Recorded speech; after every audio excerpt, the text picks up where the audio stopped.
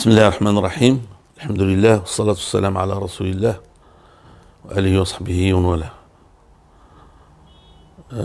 معشر الإخوة والأخوات في حزب العدالة والتنمية بالخصوص، والذي أراد أن يتابع فله ذلك. كلكم تعرفون الظروف التي مررنا منها كحزب سياسي منذ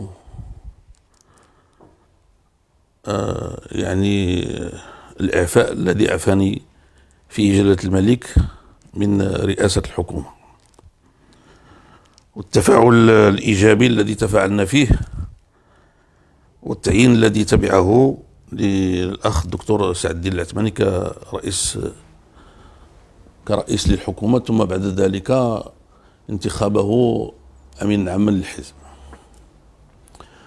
في هذه المرحلة كلها هي وأنا مرة استشعارا لمسؤوليتي في الحزب كنت أتوجه إليكم بالكلام في بعض المواضيع اللي كنت ما كنقدرش نسكت عليها، وبالخصوص القضية ديال اللغة العربية اللي كنت تكلمت عليها وعبرت على الرفض ديالي للقرار اللي داز واللي كتعرفوه كاملين. ومن بعد منه تقريبا ما بقيتش كنشعر باللي ممكن باقي نتكلم، تنشعر ما بقى عندي ما نقول انا وهاد القياده المحترمه ديالنا في الحزب. بطبيعه الحال ما كانتش قطيعه مطلقه، بعض الاخوان كانوا كيجيو لعندي وكيجلسوا معايا وتنتذكروا الى اخره، وبعض النوبات كانت الشبيبه تستدعيني يمكن مره واحده ولا جوج باش كنمشي نتكلم معاهم شي شويه والسلام. فانا كنت داخل في اطار صمت الشخص الذي لا يرى ما يسره، باش نكون معكم صريح وواضح.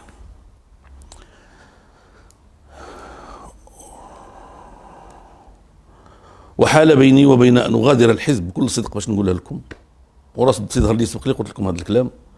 حال بيني وبين ان اغادر الحزب انه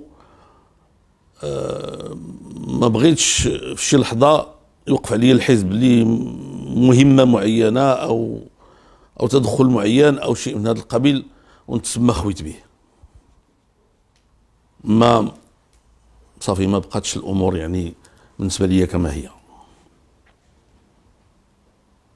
وطبعا العلاقات الاخويه اللي تنسجت على مدى 40 سنه مع عدد من الاخوان واقل شويه مع اخرين هي بطبيعه الحال ماشي سهله.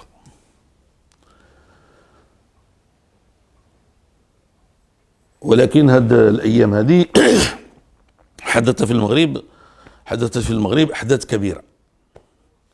الاولى هي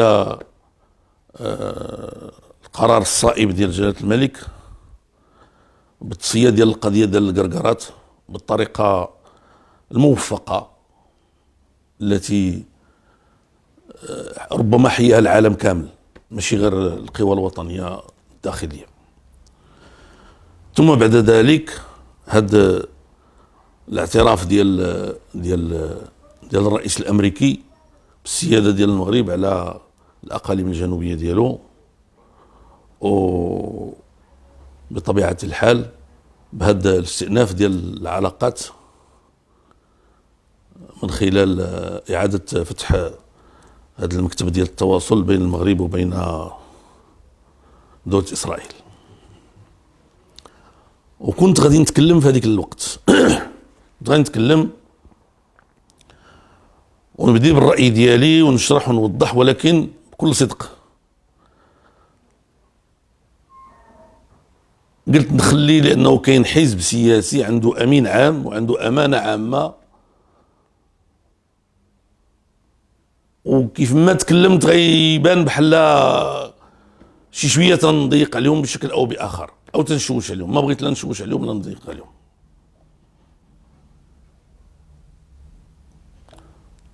بطبيعه الحال ما كاينش شي انسان مغربي بعقله اللي غادي يقول بلي هو ضد الاعتراف ديال ديال الرئيس الامريكي بالسياده ديال المغرب على الصحراء ديالو. اسمحوا لي الاخوان الكرام والمحترمين، اللي كان مسؤول بحال اللي كنت انا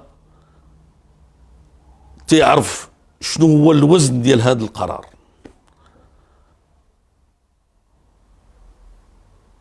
هذا واحد القرار كبير جدا ولا يتخيل مدى حجمه. وبلا ما يقول لي حتى واحد يقدروا يتراجعوا غدا الامريكيين ولا ما يتراجعوش، لكل حدث حديث.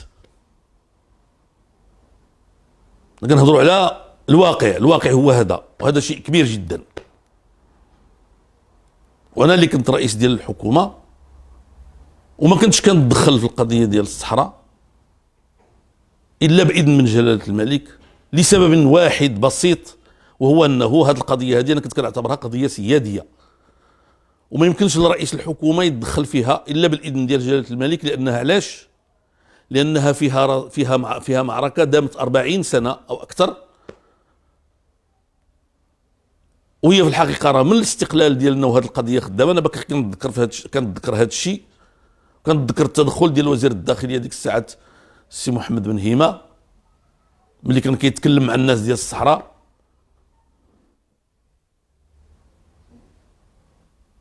والتطورات ديال الاشياء كلها تنعرفوها.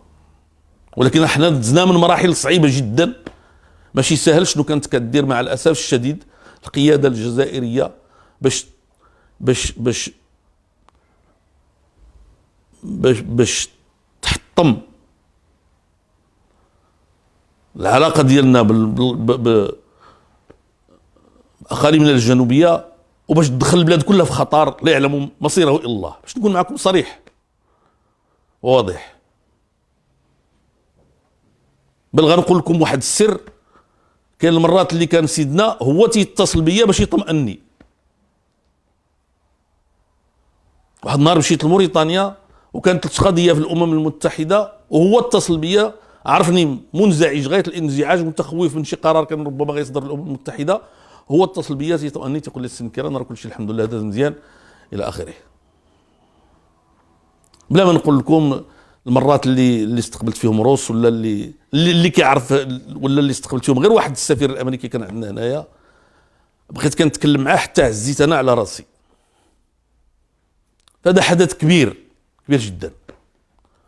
بطبيعة الحال رافقه هاد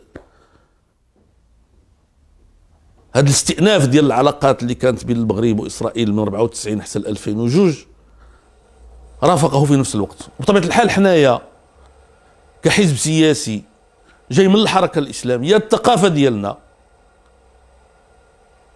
هي أننا احنا ضد التطبيع. هذه هي الحقيقة، هي هذه.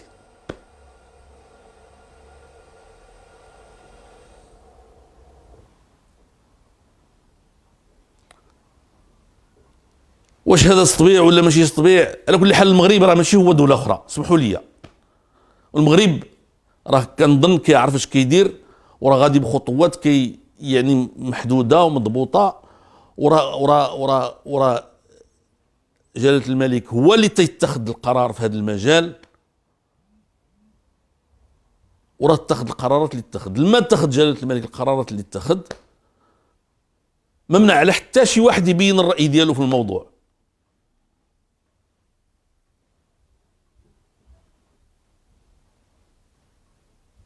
وداك الشيء علاش حركة التوحيد والإصلاح اتخذت القرار ديالها كتأسف لهذا الموقف هذا، في إطار الاحترام اللازم، في إطار المساندة ديال جلالة الملك في القضية ديال أقاليمنا الجنوبية. وما قال لها حتى شي واحد حتى شي حاجة. كان طبيعة الحال مشاكسات صحفية، هذاك الشيء عادي.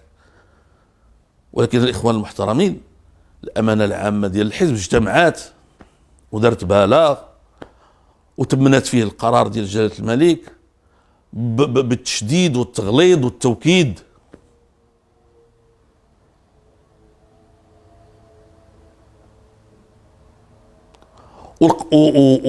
والقرارات ديال جلالة الملك في الاستئناف ديال المساندة ديالو للقضية الفلسطينية بنفس المستوى، وعدم التراجع ديالو عن أي شيء إلى آخره. هادشي كله حنا شفناه. والأمانة العامة هي اللي تذكرت في هذا الشيء، والسي سعد هو اللي وقع البلاغ، فهمتيني ولا لا؟ وكانت بعض المناكفات من هنا ومن هنا، كاين اللي عجبو الحال كاين اللي ما عجبوش الحال، في اطار الحوار الديمقراطي وداك الشيء ما كاين مشكل. حتى جا البارح التوقيع اللي وقعوا السي سعد الدين العثماني امام جلاله الملك. بطبيعه الحال حتى واحد فينا ما غيعجبو الحال،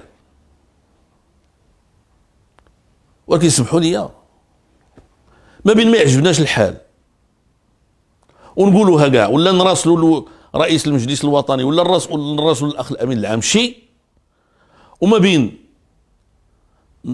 نوضوا نبغيو نتصرفوا تصرفات يفهم منها اننا كنسفوا يعني هذا الموقف الاول اللي عبرنا عليه في البلاغ ديال الامانه العامه. هذا اسمحوا لي هذه ماشي سياسه. والكلام اللي صبح تيتقال اليوم باللي خصنا نقيلوا السي العثماني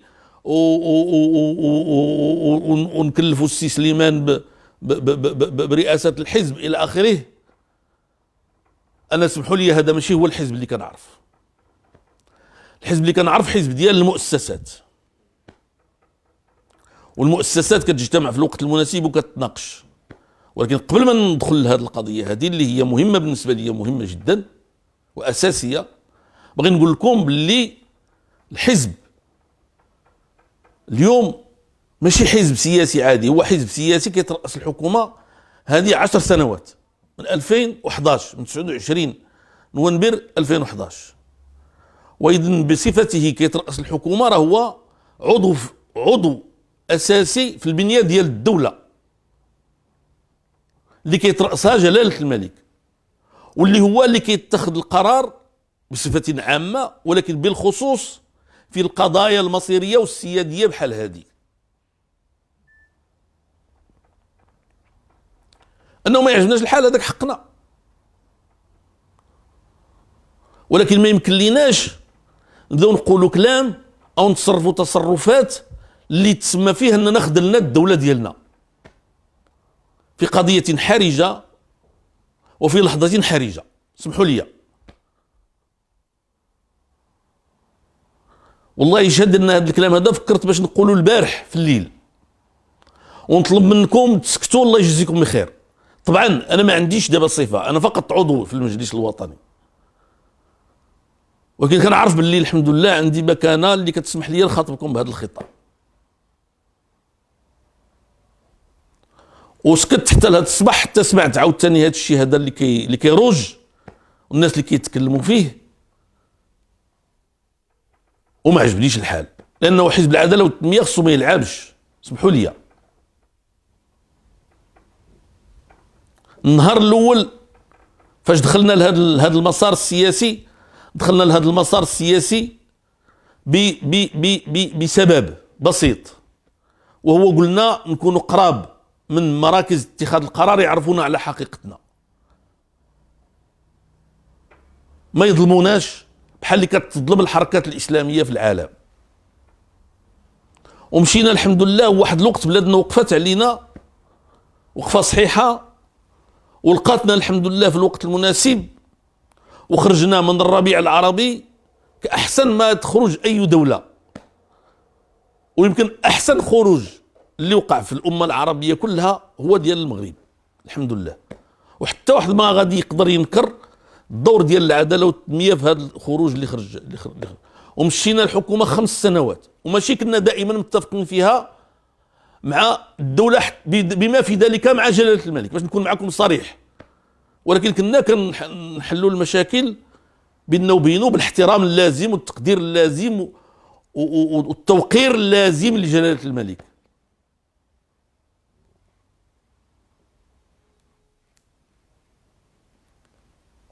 راه ماشي المغاربة خطأ عاملين الشعار ديالهم الله الوطن الملك. ونزيد نأكد على هذه القضية في هذا الوقت هذا باش نقول لكم ردوا البال مزيان مع جلالة الملك.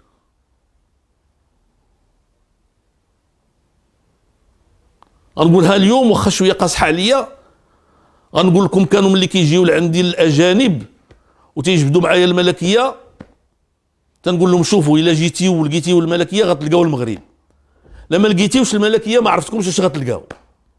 واش غتلقاو دوله وحده ولا دول متعدده ولا فوضى عارمه ولا حرب اهليه، والله اعلم. وكنت اقول ذلك يعني ايمانا وصادقا، وباقي مآمن بقناعتي الى الان. وكنقولها لكم وكنعودها لكم، ولا عشنا نقولها لكم ولا متنا تذكروني عليها. هذا الشيء اللي تيبان لي انا، وهذا هو الصواب اللي كاين. والاخوان ديالنا تبعوا هذا الشيء ومشاو. ولو انني انا مشيت من رئاسه الحكومه، بقات رئاسه الحكومه في الحزب، ومشاو الاخوان الامور ديالهم. ماشي انا ضروري يعجبوني شنو كيفاش سيروا. انا ما بقيتش رئيس ديال الحكومه، ولا انا عضو فيها. وملي ما كانش كيعجبني الحال راه ما كانش كيعجبني الحال. ولكن الحزب عنده صوره في المجتمع، وعنده تقدير في الدوله، عنده واحد المنطق بالنسبه للدوله. هذا الحزب هذا اذا كان في الحكومه معنى انه راه طرف في الدوله. ما كاينش طرف في الدوله تيخوي بالدوله، ما كاينش هذا الشيء، سمحوا لي. واي كلام على هذا الشيء ديال السي سعد الدين العثماني دابا هكذا كيتقرا وهكذا كيتأول. ورحنا دابا ماشي كنديروا واحد الماتش داخلي. دابا رحنا واحد المعركه خارجيه. الولايات المتحده كتشوف، فرنسا كتشوف، اوروبا كتشوف، العالم كله كيشوف. حنا ما تنخويوش بالدوله ديالنا في هذا الوقت.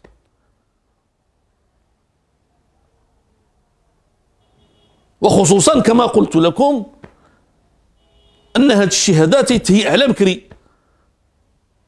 واش ملي كانوا الاخوان في الامان العامه كيديروا ذاك البلاغ ديالهم ونوهوا بالموقف ديال جلاله الملك، نوهوا بالاعتراف ديال ترامب بالسياده على الاقاليم الجنوبيه، ونوهوا بالموقف ديال جلاله الملك في القضيه ديال القرقرات، ونوهوا بالموقف ديال جلاله الملك في القضيه ديال فلسطين. واش كنا كنلعبوا؟ داروا اشاره لذاك الشيء اللي كان سابقا، هذاك حاجه اخرى ماشي مشكل. ولكن الحزب كيحترم نفسه، ما يمكنلوش يتصرف تصرفات اللي تكون النتيجه ديالو النقد ديال الغزل ديالو. انا سمحوا لي هذا الشيء ما متفقش عليه.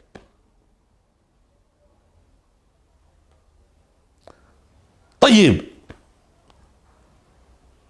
رانا وسي سعد راه حنا بيناتنا دابا غير الصواب، غير الصواب، ما حتى العلاقات ما كنتشوفوا ما والو. ولكن سمحوا لي، هذا راه الامين العام ديالنا، حتى واحد ما لزموا علينا، صوتوا عليه. وراه رئيس الحكومه جلاله الملك اللي عينو، وكنتو فرحانين من اللي عينو. كونه البارح مشى وقع امام جلاله الملك ما يعجبكمش الحال، هذيك حاجه اخرى. الدوله على كل حال الرئاسه ديالها هي ديال جلاله الملك، وراه هو اللي كيتخذ القرار شكون اللي غيوقع وشكون اللي ما غيوقعش. واش كان من الممكن سعدي يرفض ولا يقبل؟ ممكن، ولكن ما يمكن لكمش تحكموا عليه مع الصباح. وقع البارح تحكموا عليه مع الصباح، هذا هو حزب المؤسسات. من اللازم نحترموا المؤسسات ديالنا ونعقدوا مجلس وطني في الوقت المناسب، او نعملوا مؤتمر استثنائي. ولكن لابد نعقدوا مجلس وطني ديالنا ونسمعوا للسي سعد اش تيقول، نعرفوا اش تيقول، شنو هي المعطيات ديالو، وديك الساعات نحكموا عليه باش ما بغينا نتخذوا القرار اللي كيسلكنا. واش غير وقع البارح يعني صافي يعني كل شيء طاح؟ وانا بالنسبه لي يطيح الحزب هذاك شغالو، ولكن تيخصني الدوله ديالي ما تبانش امام الناس اننا كنلعبوا حنا او اننا اضحوك.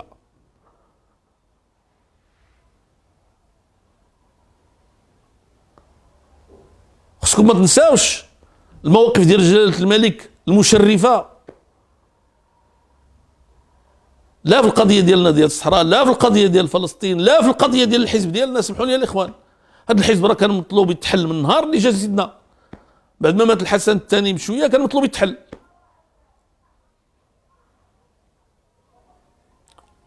وراه كانت عند واحد العدد ديال الناس اشياء كيعتبروها مبررات، وملي غيجي سعد يتكلم غادي يقول لكم ديك الساعات راه هو اللي كان نائب ديال الامين العام، وملي استقبلوا سيدنا فقادير شنو قال له ومرارا وتكرارا، ولا الحكومه ديالكم. ايوا، وحتى الا بغيتوا تخرجوا من الحكومه ماشي مشكل، تخرجوا من الحكومه، ولكن في هذا الظرف هذا ما كاينش هذه الهضره، هذه الهضره ما كايناش دابا. هذا الوقت اللي حنايا مع سيدنا، وهذا الشيء كنت كنقول لكم. سمحوا لي يا الاخوان المحترمين، راه ما كاينش لا هي انا معاك في هذه انا ماشي معاك في هذه. الا كنتي ماشي معايا في هذه خليك اخويا في المعارضه، قول انا معاك في هذه انا ماشي معاك في هذه. اما الا دخلتي للحكومه وكنتي الامين العام ديالك هو الرجل الثاني ديال الدوله، وسيدي اسمح لي الرجل الثاني ديال الدوله ما كيخرجش على الرجل الاول ديال الدوله. سمحوا لي، الا كانت شي حاجه اللي ما نعرف شنو، ولكن دابا هذا الشيء هذا راه ماشي عاد اليوم، دابا راه من نهار اللي اتخذ القرار الاخوان ديالنا في الامانه العامه داروا بلاغ واشادوا يوصل عندي.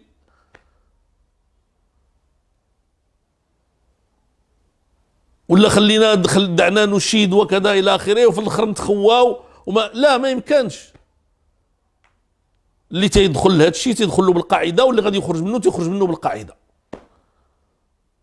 الا اقتضت المصلحه شفنا باللي المصلحه، ولا ما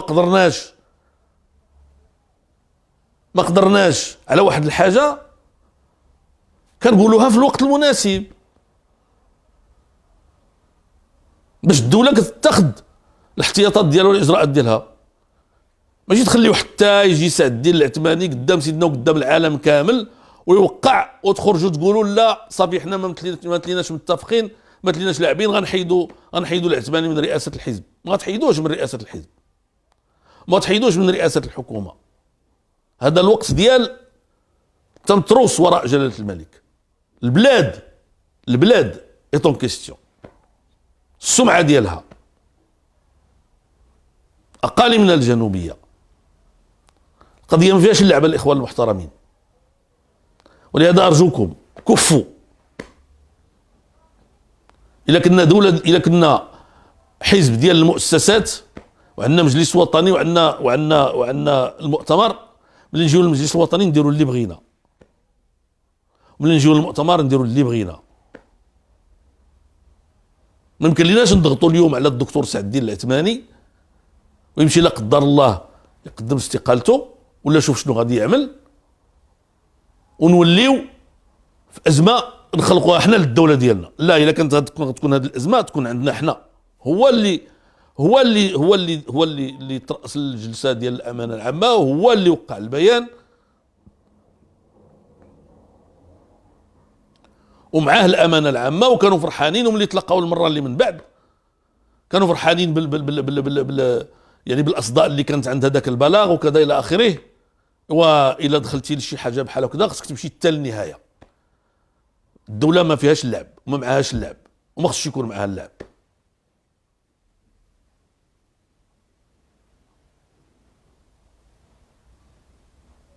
لهذا خص الاخوان ديالنا يكونوا واعيين ويبقوا واعيين.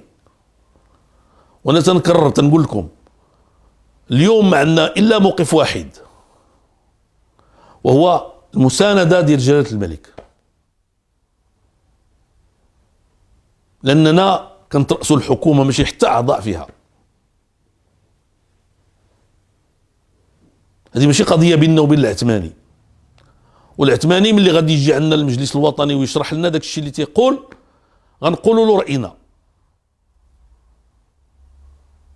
ولا بغينا هذيك الساعه تمشي في حالته ولا يبقى ولا هذاك شغالنا. ولكن اليوم لا، اليوم حنا بحال اللي كنا دائما، عندنا الدولة ديالنا والملكية ديالنا أولوية.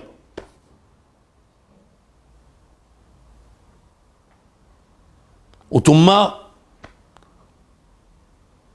احنا درنا واحد المجهود الإخوان وصبرنا على أشياء باش يبقى الحزب موحد.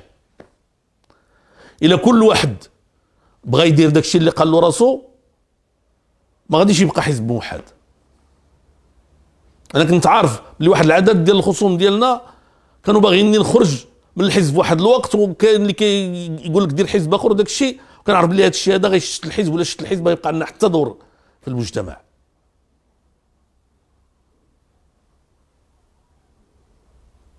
الحفاظ على وحدة حزبنا اليوم الهدوء، لانه سكيون كيستيون ماشي هو الحزب، هو مصلحة الدولة العليا، وأمام مصلحة الدولة العليا ما كنلعبوش. سمحوا لي.